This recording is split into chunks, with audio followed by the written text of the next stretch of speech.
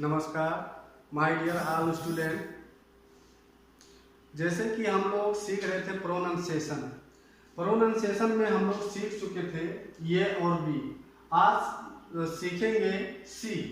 आखिर में कब सी से का होता है और सी से सा होता है।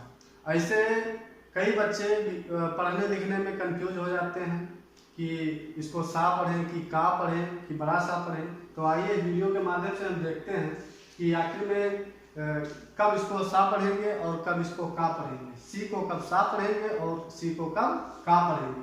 तो इसका कुछ रूल है, अब इसको देखेंगे।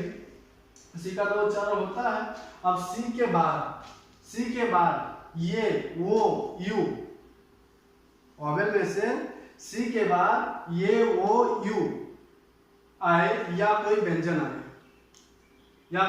आए तो उसका उच्चारण का होता है।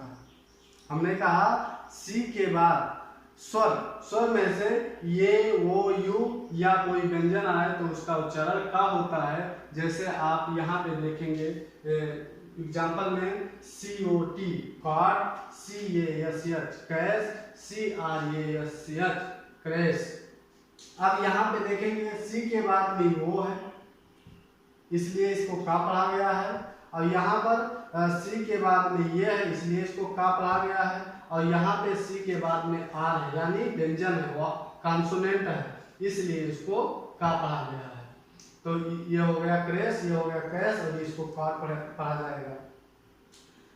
इसी प्रकार से यदि सी के बाद में EIY आए तो उसका उच्चारण सा होता है।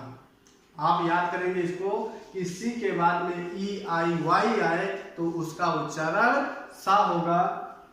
जैसे यहाँ पे एग्जाम्पल में देखेंगे CENTRE सेंटर इसको पढ़ा जाएगा, इसको साइकिल पढ़ा जाएगा, इसको डिवाइस पढ़ा जाएगा। अब यहाँ पे सी के बाद में ई है, यहाँ पे सी के बाद में वाई है और यहाँ पे सी के बाद में ई है। यानी सी के बाद में अगर EIY आए तो इसको सा पढ़ा जाएगा। एक बार फिर से सुन लीजिए कि अगर सी के बाद में EY या I आता है तो उसको उस सी को सा पढ़ा जाएगा। सी का कभी कभी उच्चारण बड़ा सा भी होता है, कभी कभी सी का उच्चारण बड़ा सा भी होता है।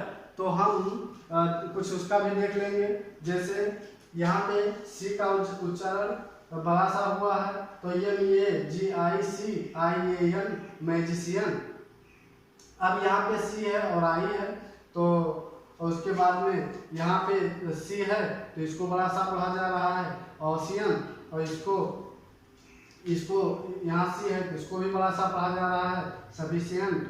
और ये भी सी है तो इसका भी बड़ा सा पढ़ा जा रहा है एशियन। यानी कि कभी कभी सी को बड़ा सा भी पढ़ा जाता है। तो ज़्यादा कंफ्यूजन हमको होती है कि सी से कब का होता है और सी से कब सा होता है। तो हम इसको देख लेंगे। यानी हम इसको इस प्रकार से भी याद कर सकते हैं कि अगर सी के बाद में EIY आए तो उसका उच्चारण सा होगा और बाकी सबके साथ में उसका उच्चारण का होगा। अगर सी के बाद में EIY आए तो उसका उच्चारण सा होगा और कोई भी अक्षर आए उसके बाद में तो उसका उच्चारण का होगा। इस प्रकार से हम इसको याद कर सकते हैं।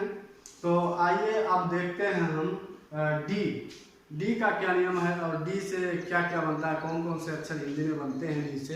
तो डी वाला हम सीखेंगे। आइए देखते हैं डी का उच्चारण डा ही होता है। डी का उच्चारण डा ही होता है, लेकिन कभी कभी इसको जा भी पढ़ा जाता है।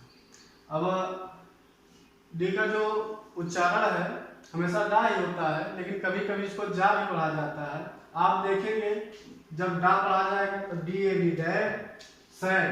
अब इसको सैड पढ़ा जाएगा, ये सीधी सैड। इसको मैट पढ़ा जाएगा, इसको रीड पढ़ा जाएगा, ये मीट पढ़ा जाएगा, इसको लीड पढ़ा जाएगा। लेकिन कभी कभी ये जा भी होता है। अब जा कैसे होता है, अब यहाँ पे देखेंगे कुछ वर्ड हैं।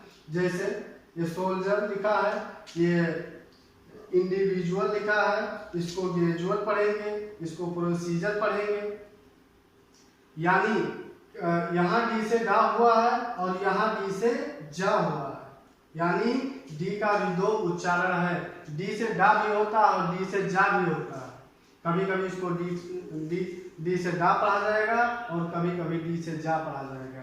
यानी जब डा पढ़ा जाएगा तो इस प्रकार से D dad sad mad read mead lead पढ़ा जाएगा, और कभी कभी इसको जा पढ़ा गया है तो इसको आप देखेंगे, देख ही रहे हैं।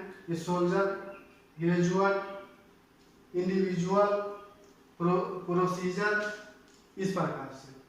तो हम लोग इसको पढ़ेंगे, वीडियो देखेंगे, पढ़ेंगे, कॉपी में नोट करेंगे तभी याद होगा। आप लोग इसको पढ़ो, याद करो, और आप ये नहीं माने कि हम 9 में हैं, 10 में हैं, 12 में हैं तो इसको नहीं पढ़ेंगे। कक्षा 1 से लेकर के 12 तक कोई भी बच्चा पढ़ सकता है, और इसको आप लोग जान जाएंगे तो इंग्लिश पढ़ने में बहुत हेल्प मिलेगी आप लोगों को। तो हम चाहेंगे आप लोग इसको कॉपी में लिख करके याद करो। धन्यवाद।